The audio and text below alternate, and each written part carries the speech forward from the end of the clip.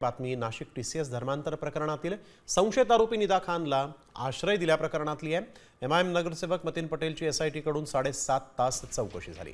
Forensic team कडून प्राप्त झालेल्या मोबाईलच्या क्लोन डेटाच्या आधारावर त्याची चौकशी करण्यात आली। निदा खान मतीन पटेलच्या संपर्कात असताना मतीन पटेलने काही राजकीय नेत्यांना संपर्क केल्याचं मोबाईलच्या तपासामधून समोर आलेलं आहे। काही मोठ्या नेत्यांची देखील एसआयटी कडून चौकशी केली जाण्याची शक्यता आहे। टीसीएस प्रकरणातील मुख्य संशयित आरोपी निदा खान संभाजीनगरला असताना मतीन पटेलने तिला आश्रय दिल्याचा आरोप आहे। अभिजित सोनावणे आमचे प्रतिनिधी आपल्या सोबत यावेळेस फोन लाईन वरून जोडले गेलेले आहेत। अभिजित, काय अधिकची माहिती? काही मोठ्या नेत्यांची चौकशी होणार असल्याचं कळत आहे।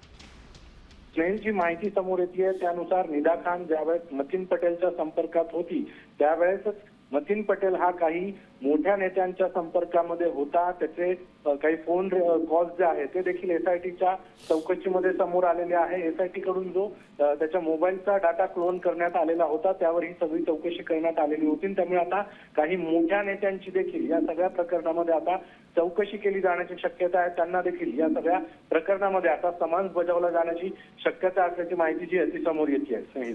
बिलकुल, धन्यवाद अभिजित आपण दिलेल्या सविस्तर माहितीसाठी।